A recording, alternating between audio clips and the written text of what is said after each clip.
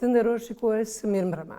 Sonte në edicionin qendror të lajmeve në Radio Televizionin e Kosovës, ndër të tjera ju ftojmë të ndiqni. Para takimeve në Bruksel e Washington, presidenti Thaçi e kryeministri Hoti i unifikojnë qëndrimet.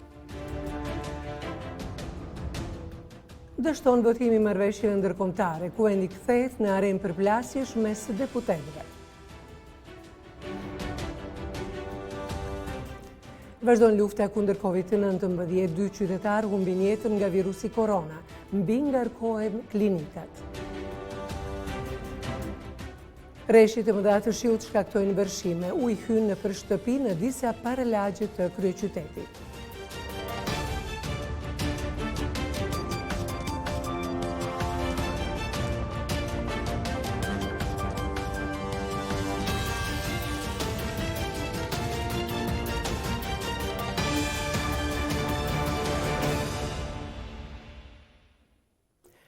Vazhdojmë tani më gjërësisht. 4 ditë para takimit në shtëpinë e Bardhë, presidenti i shtetit Hashim Thaçi ka pritur në takim shefin e qeverisë Abdullah Hoti. Të dy zyrtarët e lartë shtetëror, sipas komunikatës së lëshuar nga presidenca, i kanë harmonizuar qëndrimet para udhëtimit atje. U tha se të dy liderët kanë pajtueshmëri të plotë për rifillimin e këtij procesi të vështirë. Një tjetër takim kanë zhvilluar mes vete këtë të martë presidenti i shtetit Hashim Thaçi e kryeministri Abdullah Hoti. Të dy liderët shtetëror që të shtunën do t'jenë bashkë në shtëpinë e Bardhë në tavolinë me palën serbe, kanë harmonizuar qëndrimet për përfaqësimin e vendit atje. Ky takim u zhvillua pa praninë e mediave, por përmes një komunikate zyra e presidentit ka thënë se të dy liderët kanë pajtueshmëri të plotë për rifillimin e këtij procesi të vështirë. Sot, para udhëtimit për në Shtetet e Bashkuara, presidenti Thaçi dhe kryeministri Hoti janë takuar dhe i kanë harmonizuar qëndrimet për një përfaqësim sa më të mirë të Republikës së Kosovës në këtë takim të rëndësishëm në shtëpinë e Bardhë. Presidenti Thaçi dhe kryeministri Hoti kanë vizion të qartë dhe pajtueshmëri të plotë për një përfaqësim shtetëror sa më dinjitoz në rifillimin e dialogut, i cili pritet të jetë i vështirë. Republika e Kosovës është e bekuar me mbështetjen e partnerëve të saj strategjik dhe krerët shtetëror janë shprehur optimist se ky proces do ta përmbyll kapitullin e hidhur të luftës dhe do ta forcojë paqen në gjithë rajonin tonë, thuhet në komunikatën e presidencës. Një ditë më herët, në një intervistë për RTK-n, shefi i shtetit tha se delegacioni i Kosovës si bazë do ta ketë respektimin e plotë të kushtetutës së vendit dhe atje do të jenë unike të flasin me një zë. Do jemi unik, do flasim me një zë, jemi përballë Serbisë së bashku, prandaj edhe përgjegjësitë janë institucionale të hierarkisë shtetërore që përcaktojnë qartë kushtetuta e Republikës së Kosovës, do jenë delegacioni do jetë përfaqësuar prej presidentit të vendit, prej kryeministrit dhe bashkëpunëtorëve tonë të ngushtë. Presidenti i shtetit pret që brenda javëve të ardhshme të ketë proces dinamik aktiv, me prezantim të substancës dhe theksoi se atje mund të hapen edhe çështje të tjera, përveç atyre ekonomike. I dërguari i posaçëm i SBA-s për dialogun Kosovë-Serbi, Richard Grenell, edhe një herë komentoi takimin e 27 qershorit që pritet të ndodhë mes dy palëve në shtëpinë e Bardhë, teksa shtoi se diplomacia amerikane është e interesuar që t'i zgjidhë çështjet ekonomike. Kështu deklaroi ai në një intervistë për televizion Newsmax, derisa tha se disa të ashtu quajtur ekspert i kanë shtyrë dy vendet vetëm në çështje politike. Ne vendosëm që të përfshihemi sepse ka pasur një histori të gjatë me të ashtu quajtur ekspert, të cilët i kanë shtyrë vetëm në probleme politike, duke injoruar ato ekonomike, ka thënë ai. Tutje Grenell tha se të rinjtë në Kosovë e Serbi kanë nevojë për punë dhe shpresë. Ndër të tjera, në këtë intervistë, diplomati amerikan foli edhe për marrëveshjet arritura për linjën ajrore, të cilën e quajti historike dhe shtoi se ajo nënshkrua për herë të parë pas 21 vitesh. Zëdhënësi i Bashkimit Evropian Peter Stano ka konfirmuar se dialogu për normalizimin e marrëdhënieve mes Serbisë dhe Kosovës do të vazhdojë në muajin korrik.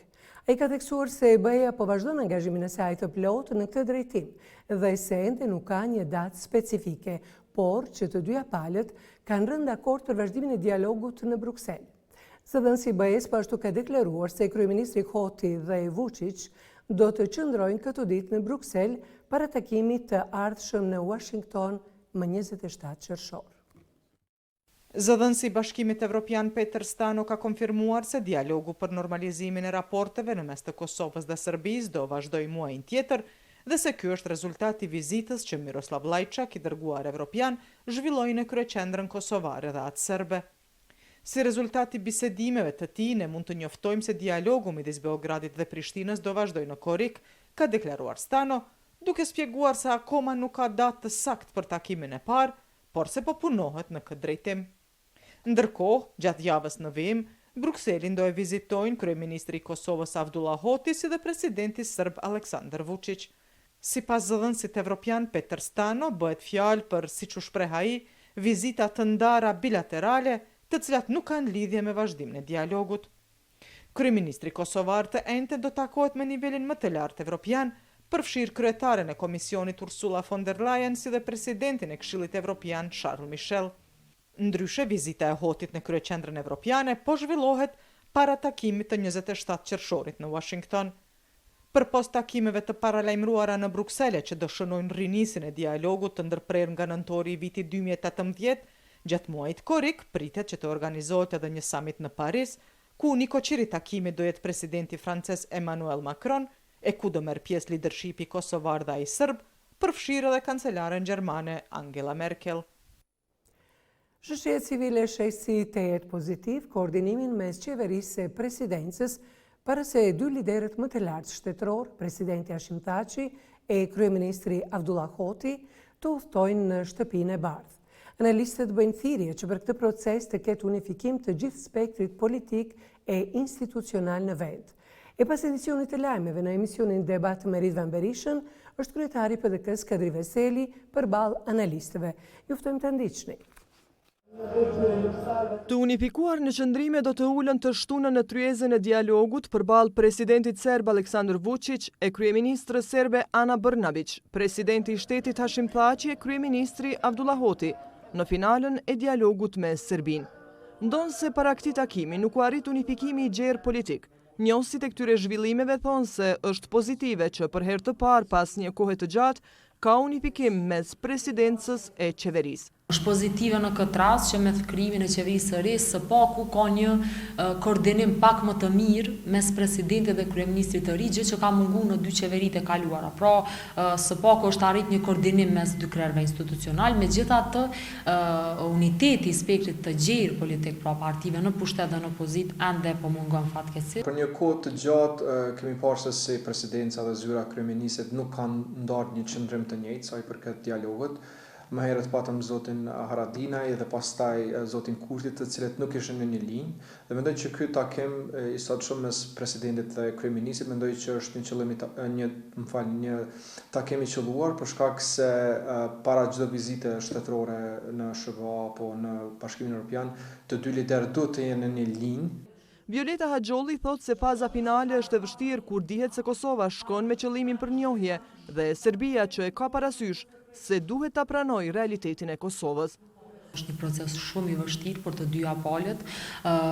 Më duket se askush nuk e ka atë formulën magjike se si mund zgjidhet ky proces, megjithatë me rolin e Shteteve të Bashkuara dhe me një rol edhe më aktiv të Bashkimit Evropian në këtë fazë, po tentohet që të gjendet pra një zgjidhje e cila është e pranueshme për të dyja palët. Ndërkohë, Visar Xhambazi thot se takimi së shtunës do të shtrojë rrugën për vazhdimin e këtij procesi të bllokuar tash e një kohë. Dhe mendoj që hapat e parë do të jenë finalizimi i atyre letrave të interesit të cilat u nënshuan në fillim të këtij viti, do thotë linjat hekurudhore, ajrore dhe toksore. Xhambazi tha se Kosova ka hyrë në një fazë të rëndësishme, prandaj duhet të jenë bashkë e unik institucionet e partitë politike në këtë proces. Kuvendi i Kosovës ka dështuar të ratifikojë 5 marrëveshje ndërkombëtare. LDK, e cila udhëheq qeverinë, kërkoi që në rendite të futet edhe rishikimi i buxhetit, por as kjo nuk u bë e mundur, pasi partitë opozitare, vetëvendosje PDK, votuan kundër. Ndërkohë, po vazhdon interpelanca e kryeministrit Avdullah Hoti, e kërkuar nga disa deputet televizjes vetëvendosje, lidhur me heqjen e reciprocitetit me Serbinë. Derisa në rendite, është edhe raportimi i kryeministrit për vizitën e 27 qershorit në Washington. Për më shumë informacione se çka po ndodh në seancën që ka nisur disa orë më parë, Lidhemi direkt me gazetaren Artiana Matoshi. Artiana, si po shkojnë punimet në seancën plenare të ditës së sotme? Në fakt, tashmë ende po vazhdon interpelanca e thirrur nga deputeti i Lëvizjes Vetëvendosje Libur Naliu bashkë me 6 deputet të tjerë të këtij subjekti politik për të diskutuar pra rreth heqjes së reciprocitetit me Serbinë nga qeveria Hoti. Këtu deputeti Aliu, i cili ka marrë fjalën i pari në këtë interpelancë, ka kërkuar që reciprociteti të kthehet dhe ka thënë se kryeministri Hoti po pranon çdo kusht që po i vihet nga presidenti serb Aleksandar Vučić. Ndërkohë Hoti, pra kryeministri Hoti i është kundërpërgjigjur duke thënë se reciprociteti me Serbinë është hequr për t'i dhënë një mundësi pra rifillimit dhe të dialogut pra me Serbinë dhe jo për të diskutuar çështje teknike, po për njohje reciproke mes të dy vendeve, pra mes Kosovës dhe Serbisë. Në fakt, interpelanca sipas rregullorës së Kuvendit të Kosovës mund të zgjasë deri në 3 orë dhe në rend të ditës, pas kësaj interpelance ku po zhvillohen debate të ashpra mes deputetëve të Kuvendit të Kosovës, është edhe raportimi i kryeministrit Hoti rreth vizitës që do ta zhvillojë me 27 qershor në Washington, pra bashkë me presidentin Hashim Thaçi, si dhe edhe rreth vizitës që do ta zhvillojë në Bruksel. Në fakt, për raportimin e tij ende nuk dihet se a do ta bëjë para deputetëve për shkak që kryeministri Hoti ka ftuar për në orën 20 pra ekzekutivin, një mbledhje të qeverisë për të cilën ende nuk dim se çfarë vendime do të ndërmerren. Para se të fillojë kjo seanca e pasdites, pra seanca e rregullt të plenare, në mëngjes është mbajtur edhe një seancë tjetër që ka qenë vazhdimsi e seancës javës së kaluar për të ratifikuar pra 5 marrëveshje ndërkombëtare të cilat nuk arritën të ratifikohen në Kuvend, dhe kjo seancë u zhvillua gjithashtu me debate të ashpra dhe akuza e kundër akuza të deputetëve. Një kronik lidhur me këto zhvillime, ju ftoj ta ndihni pra kronikën e përgatitur nga kolegu Arton Mulliqi. E thirrur për të diskutuar e votuar disa marrëveshje të rëndësishme ndërkombëtare financiare, seanca e sotme e Kuvendit u shndrua në arenë përplasjesh e debatesh të nxehta në mes të deputetëve të pozitës dhe opozitës. Gjithçka nisi kur deputeti vetëvendosjes Artana Brashi e quajti qeverinë e Kosovës qeveri koti. Lëvizja vetëvendosje mund t'i votoj të gjitha këto marrëveshje, por edhe ju e dini që ekziston një pengesë e patejkalueshme dhe ajo quhet qeveria ilegale koti. Kjo nuk u pëlqeu as pak LDK-s, e cila kërkoi përjashtimin e deputetit Abrashi nga seanca.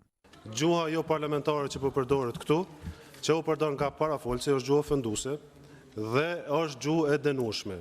Prandaj kërkoj nga ju që ti kërkoni deputetit Abrashi ta tërheq fjalën e vet, ose për ndryshe të përjashtohet nga seanca. I nderuar zoti Gashi, unë nuk jam deputet i LDK-s, cilën ti sot mundesh me mqit pisale e me ma mbyll gojen, edhe me ma ushtru diktatin e pyros politike të antidemokratike të LDK-s. Zonja Osmani, unë propozova mocion procedural dhe kërkoj që kjo të hidhet në votim. Deputeti parafolës përdor gjuhë denigruese dhe fyese. As që duhet dikuj t'i shkoj ndërmend që mund të qes deputet të lëvizjes vetëvendosje nga salla. Harrojeni. Harrojeni. Për ta qetësuar situatën, kryetaria e Kuvendit Vjosa Osmani kishte një propozim. Është Komisioni për Legjislacion që i trajton ndër të tjera edhe çështjet e rregullorës. Në momentin që ai komision e konstaton një gjë të tillë, atëherë unë do të kem mundësi që t'ja ndaloj deputetëve që ta përdorin.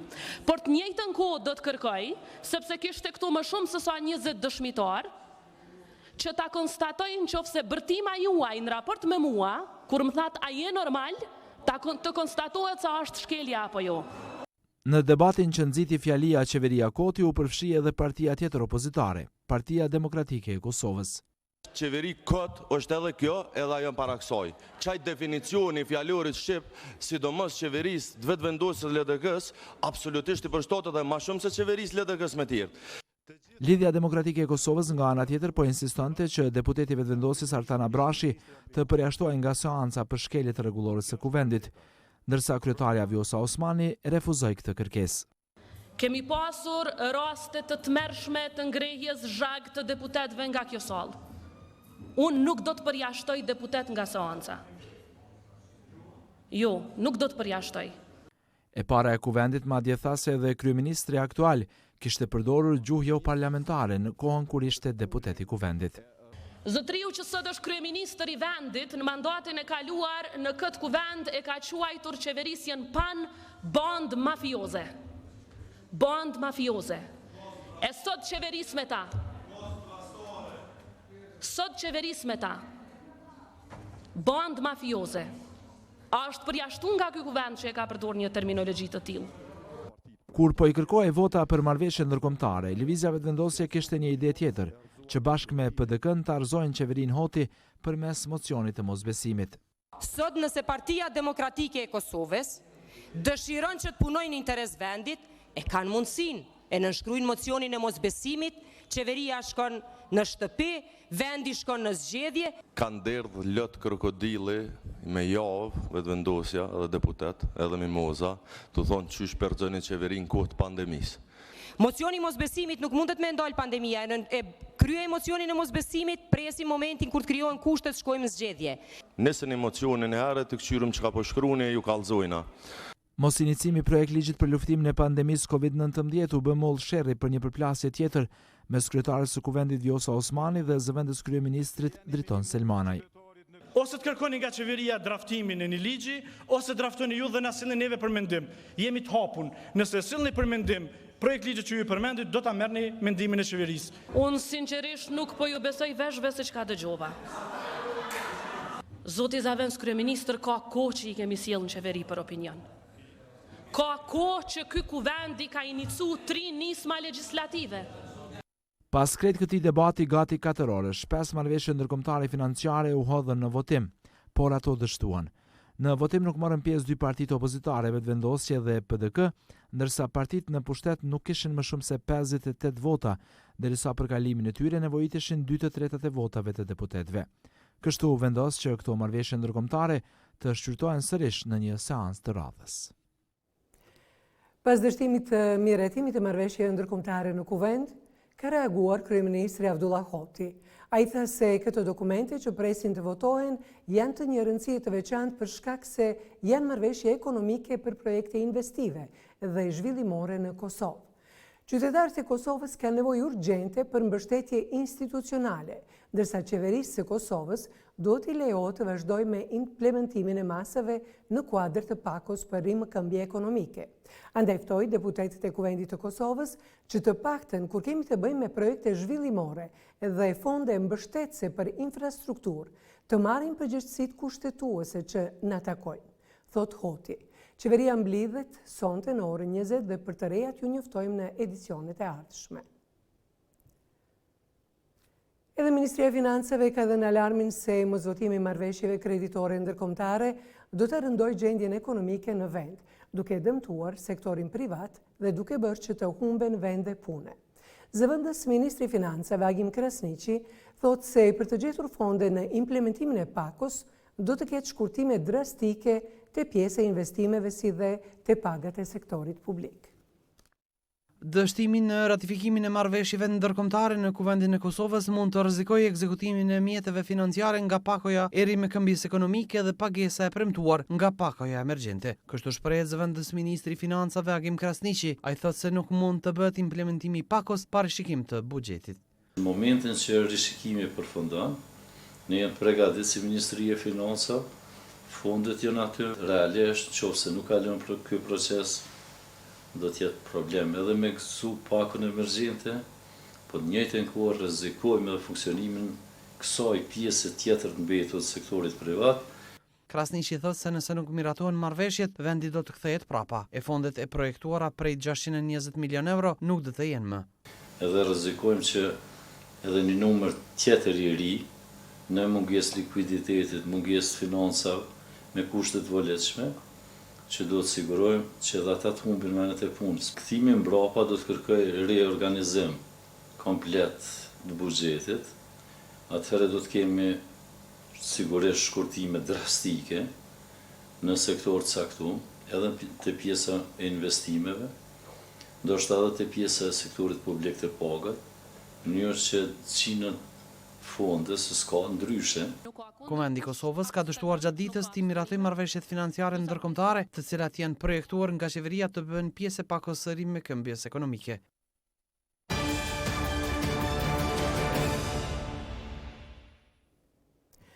Vazhdojmë me temën që ka shqetësuar gjithë komunitetin e globit, përfshirë edhe vendin tonë. Edhe 2 persona kanë humbur luftën me COVID-19, ndërsa nga 1 qershori me COVID-19 janë konfirmuar 1133 persona.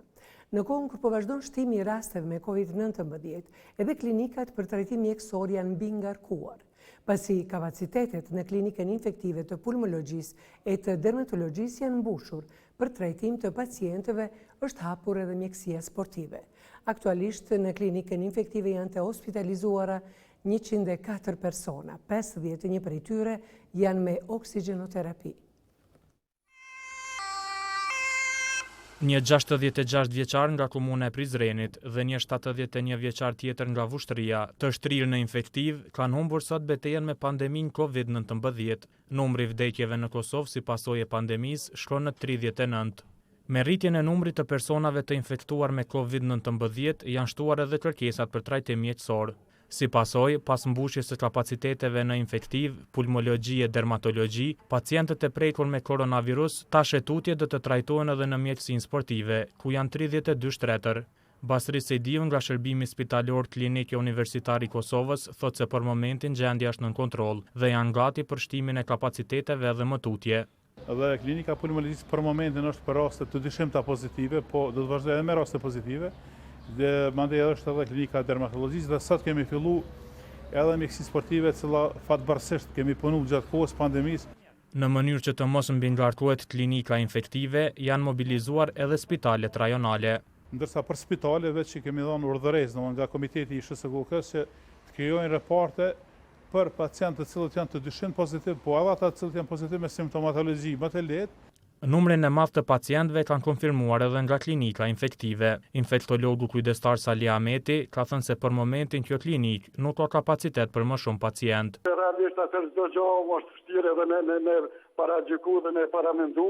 Ne kemi kapacitetet mjaftueshme, por duhem edhe staf të mjaftueshëm i cili bën mbikëqyrjen e këtyre pacientëve. Aktualisht në infektiv janë të hospitalizuar 104 persona, 51 janë me oksigjenoterapi, kurse 6 raste në mjekim intensiv, prej të cilëve 5 në gjendje kritike. Sipas infektologut Ilir Tolaj, shoqëria duhet të mësohet të jetoj me COVID-19. Ndiqet praktika e koncentrimit të këtyre pacientëve në një pikë, atëherë me siguri që do të ketë ngarkim të klinikës infektive. Ndoshta është koha që të mendohet që praktikisht edhe qendra tjera mjekësore të ballafaqohen me pacientët e tyre të komunave të tyre. Që nga 1 qershori, me koronavirus janë konfirmuar 1133 persona. Shifër kjo më e madhe se sa numri totali të infektuarve nga 13 marsi deri më 31 maj. Komunat më të prekura nga koronavirusi deri më tani janë Prishtina, Vushtrria, Prizreni e Ferizaj. Edhe në Shqipëri, një 65 vjeçar nga Tirana ka humbur jetën në luftë me COVID-19. 65 vjeçari vuante edhe nga disa sëmundje të tjera. Ministria e Shëndetësisë u bën apel të gjithë qytetarëve që të mos e ulin vigjilencën, por të zbatojnë rregullat e vendosura si e vetmja mënyrë për të mbrojtur veten edhe të afërmit. Nga fillimi i pandemisë, 46 qytetare kanë humbur betejën me COVID-19, ndërsa numri të infektuarve ka shkuar në 2047. Në 24 orët e fundit, 54 qytetar kanë dalë pozitiv me virusin korona.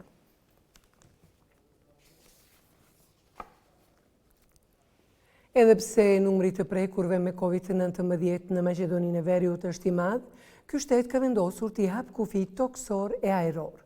Vendimi për hapjen e kufive hyn në fuqi më 26 qershor dhe qytetarët nuk do të jenë të obliguar më të kryejnë testin për virusin korona. Gjatë 24 orëve të fundit kanë ndëruar jetë 4 pacientë me koronavirus, ndërsa janë regjistruar 118 raste të reja në këtë shtet. Shtohen edhe 8 raste të reja me COVID-19 në Maltëzi, duke çuar numrin në 51 raste aktive. Të gjitha këto raste janë të shënuara në 10 ditët e fundit që nga shpallja e fundit të epidemisë COVID-19. Nga 51 raste aktiv të regjistruara në 9 komunat e Mandit të Zi, 3 raste janë vetëm në komunën e Ulqinit.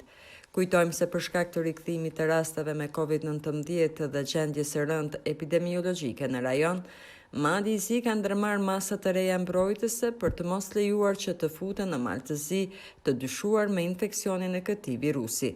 Dhe me këtë rast, Trupi Nacional Koordinues për Sëmundje Infektive në mal të Zi ka marrë vendim që nga e hëna shtetësit e Kosovës, Shqipërisë, Bosnjë dhe Hercegovinës e disa vendet e tjera mund të hyjnë në mal të Zi vetëm nëse paraprakisht kanë bërë test COVID-19 nga laboratorët e akredituar dhe jo më të vjetër se deri në 48 orë.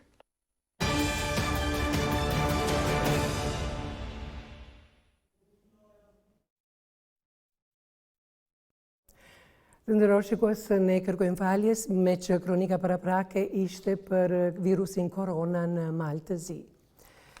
Vazhdojmë me informacionin tjetër. Shërbësit civil në Kosovë sot shënuan ditën ndërkombëtare të tyre. Ministri i Punëve të Mbreshme dhe Administratës Publike Agim Veliu tha se kjo ministri ka në gjendë fillimin e zbatimit të pakos së re ligjore për administratë publike, i cili sipas tij do të hapë mundësi për reformë dhe gjithë përfshirëse në këtë sektor.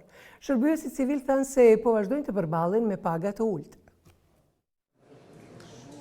Rreth 23.000 shërbëes civil në Kosovë shënuan sot ditën ndërkombëtare të tyre. Në ceremoninë e organizuar nga Ministria e Punëve të Brendshme dhe Administratës Publike, u tha se niveli pagave për këta punëtor po paraqet sfidë në këtë sektor. Ministri Agim Veliu tha se kjo ministri ka në agjendë fillimin e zbatimit të pakos së re ligjore për administratën publike, i cili do të hapë mundësi për reforma dhe gjithëpërfshirje në këtë sektor. Miratimi i pakos së re ligjore nga Kuvendi i Republikës së Kosovës hapi një mundësi të re dhe gjithëpërfshirëse të reformës së administratës publike. Me aprovimin e 3 ligjeve të kësaj pakoje, do të ndryshohet rrëndësisht funksionimi në administratën publike. Ministri Veliu tha se Ministria e Punëve të Brendshme ka marrë hapa vendimtare në përmbushjen e obligimeve nga marrëveshja për stabilizim asocim, ndërsa që ka filluar edhe racionalizimi i agjensive të pavarura dhe zbatimi për karajes buxhetore nga Komisioni Evropian për përkraje për shërbësit civil. Kryetari i Sindikatës së Pavarur të Shërbësve Civil në Kosovë, Mërsel Zymberi, tha se edhe ky 23 qershor shërbësit civil janë me probleme të njëjta siç janë përcjell ndër vite. Nuk trajtohemi në mënyrë të dinjitetshme, filluar nga diskriminimi që na bëhet edhe na është bë me ligjin e pagave për cilën edhe jemi ankuar dhe kemi kërkuar drejtësi të paraparë me Kushtetutën e Republikës Kosovës në 31. Në ceremoninë e shënimit të 23 qershorit të ditës ndërkombëtare të shërbësve civil, u ndan mirënjohje për 10 nënpunës civil. Vazhdojmë edicionin me lajmet të tjera.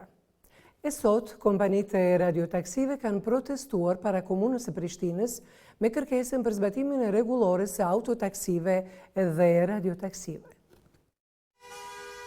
Me rreth 50 vetura, kompanitë e radiotaksive kanë protestuar para komunës së Prishtinës në shenjë pakënaqësie për mos zbatimin e rregullores së autotaksive dhe radiotaksive.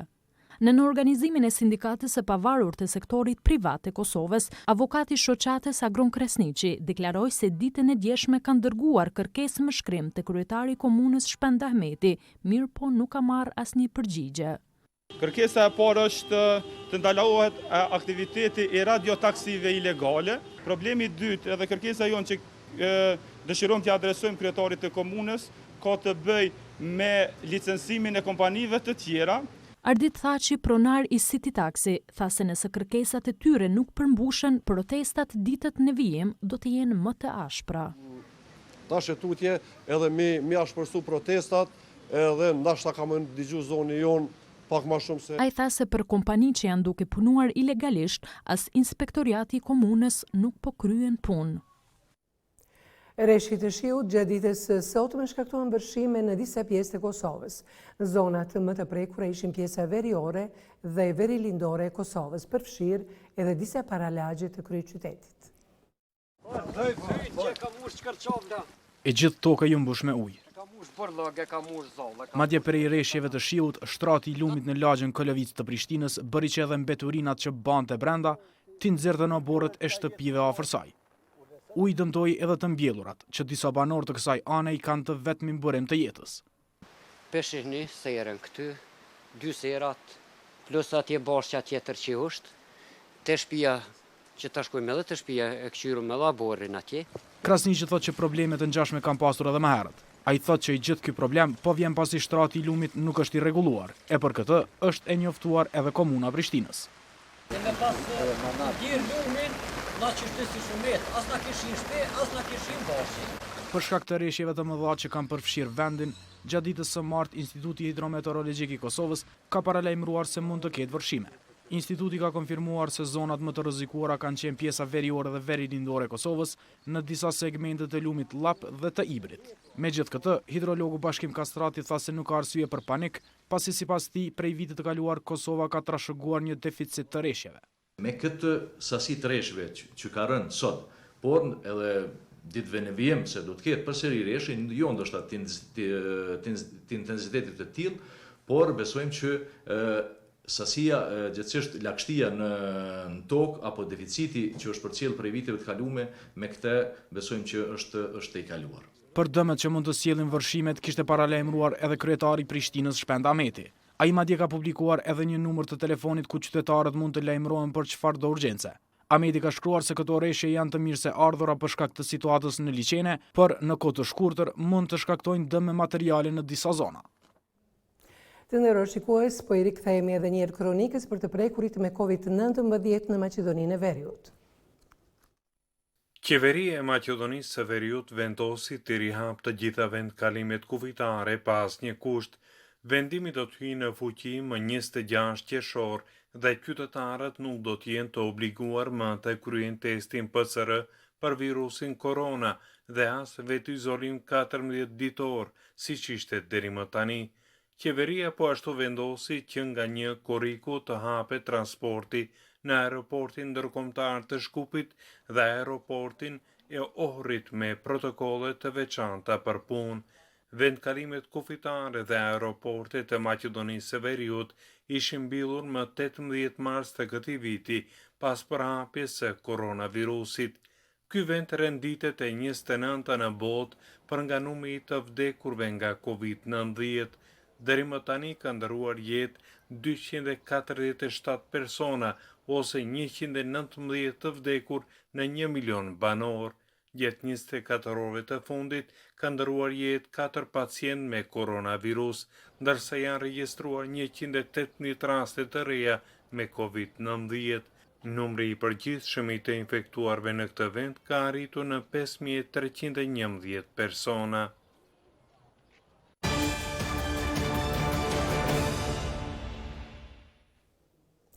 Sistemi gjyqësor dhe ai prokurorial nuk parin të luftojnë deri në shkallën e duhur korrupsionin në Kosovë, ndërsa e gjithë lufta po bëhet për statistika.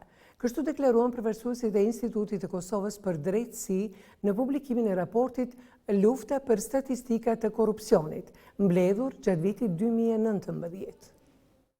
Mungesa e transparencës vazhdon t'i karakterizojë rastet e luftimit të korrupsionit nga ana e institucioneve të drejtësisë.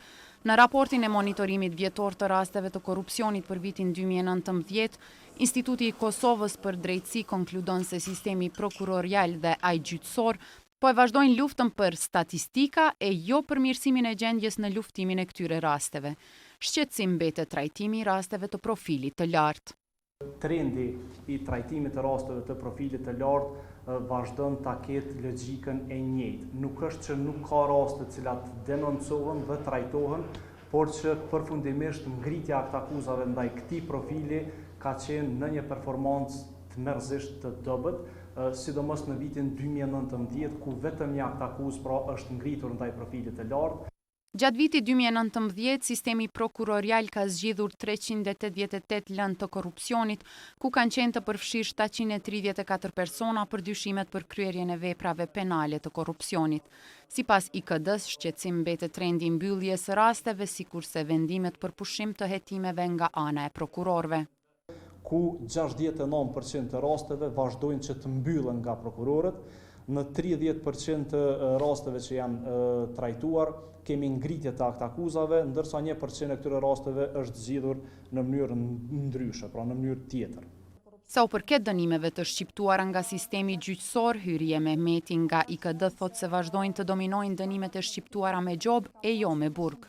Çka vazhdon të jetë shqetësuese është politika e dënimeve në raste të korrupsionit që vazhdon të jetë kryesisht e ulët dhe në këtë drejtim IKD vlerëson se këto dënime nuk e arrin as qëllimin, duke pasur parasysh se dukuria e korrupsionit vazhdon të cilësohet si kancer i shoqërisë, i zhvillimit ekonomik dhe perspektivës evropiane. Instituti i Kosovës për Drejtësi i rekomandon sistemit gjyqësor e prokurorial që ta zbatojnë ligjin për qasje në dokumente zyrtare, ndërsa prokurori i shtetit të bashkëpunojnë ngushtë me institucionet e tjera ligj zbatuese në Kosovë. Vazhdojmë me një histori e suksesi nga diaspora. Ylfete Fanaj me shumicë votash është zgjedhur kryetare e Parlamentit të kantonit të Lucernit. Për shkak të pandemisë COVID-19, seanca parlamentare është mbajtur në një sallë të madhe të panajireve.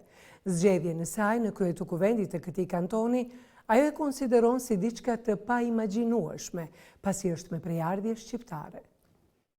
Als Kantonsratspräsidentin für die Amtsdauer 2021 haben Sie mit 91 Stimmen Ilse Pfanay gewählt. Nga një korriku, Parlamentin e kantonit të Lucernit në Zvicër për një vit do të udhëheqë shqiptarja Ylfete Fanaj. Me shumicë votash, ajo sot është zgjedhur kryetare në një seancë parlamentare që për shkak të pandemisë COVID-19 u mbajt jashtë parlamentit në qendrën e panajireve. Në fjalën e rastit, duke i falenderuar ata që kanë votuar për te, Ylfete Fanaj ndër tjera tha se ndihet krenare pasi nuk u paraqikua prejardhja saj dhe ju besua kjo detyrë. Herr Präsident, meine Damen und Herren, liebe Gäste. Të nderuara zonja dhe zotrinj, me votat e juaja ju sot keni zgjedhur një kryetare e cila nuk ka lindur në Zvicër dhe e cila ka gjuhë tjetër anëtare. Me siguri me keni votuar duke mos paraqikuar prejardhjen time dhe kjo më bën të ndihem mirë. Jam falenderues për të gjithë ata që më kanë përkrahur në rrugtimin tim politik. Kolegët, misht, bashortin dhe familjen time. Zvicra është vend i vogël, por këtu njeriu ëndrat i bën realitet. Pra, ky është virtyti helvetik.